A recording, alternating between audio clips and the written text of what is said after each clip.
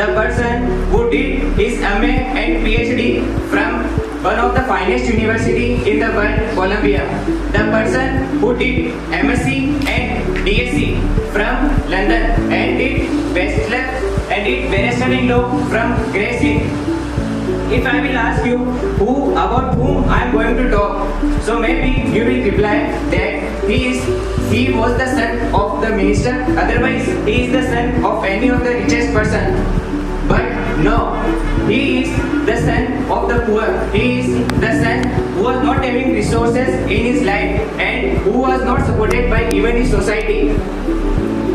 There, somewhere in my heart, there was a regression that why I didn't study about him till now. But trust me, if might be you will get to know about him completely or not.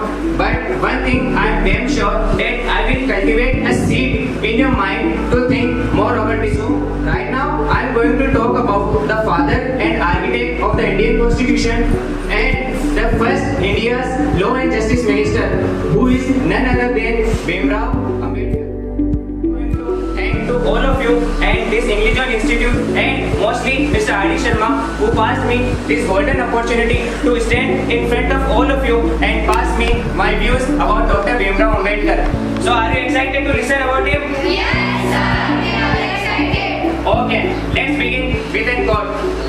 नींद खुद की गवाकर जिसने जगाया हमको, नींद खुद की गवाकर जिसने जगाया हमको, आंसू अपने पीकर हंसाया हमको, मत भूलना उस महान इंसान को, जमाना कहता है बाबा साहेब अम्बेडकर जिसको, बाबा साहेब अम्बेडकर जिसको.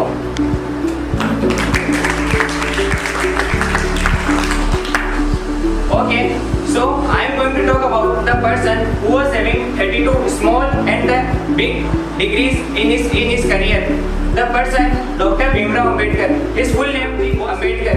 In his name, Bhima Rao indicates about his mother, Ramji indicates his father, and Ambedkar indicates is one of his teacher, Pioneer. So here we can see how much he was devoting to his parents and the teacher that he took the surname of his teacher in his own name. He was born on 14th April 1891 in Madhya Pradesh. He was the 14th child of his parents. When he was 2 years, his mother passed away. So he was fostered and born and brought up by his father. He was too studious in his young age. He was always demanding to his parents that I want to study. Pass me the book of Shakespeare. Pass me the book of this writer. Pass me the book of this writer. In the time where people not having the 2 time pages even. So his father passed him any kind of knowledge. His father passed him many books. As the time passes, he was demanding that I want to go in the schools, but he was not allowed in the schools because of his lower caste. But his father anyhow by hook and crook had registered him in the school. But in the school he was not in class, so he used to sit outside of the class and take the lectures. Even he is not allowed to play with the other guys because they belong to the rich caste and rich classes. So here we can see if any teacher scold us in the class, so after going from here we are saying to our parents, from today I will not go to the school, from today I will not talk to the teacher. But at that time he was used to study and he made himself that people will say him Bhimrao Ramji Ambedkar with proud. After completed his study, after completed his 10th class, he went Mumbai for his graduation. Then he completed his graduation from the Mumbai and he moved abroad for his further studies, where he did MSc, where he did PhD, and where he also got the degree of the DSc.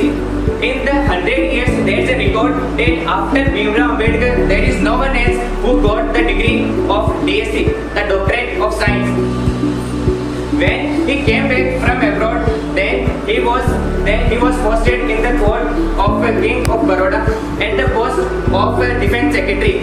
But even after having this much education, this much knowledge, this much skill, still he was humiliated and insulted by not only his staff members but even by the peon. He was insulted and humiliated. So he left his job. Then he moved to one of the college for to passing them the lecture. Also, students denied to accept him as our teacher because they said he was belong to the lower caste and we are from the rich caste. So how can we study from him? Then at time in 1920 he decided that I will fight for the untouchables. I will fight for the lower caste people. So he made a sabha that Hitkarini Sabha.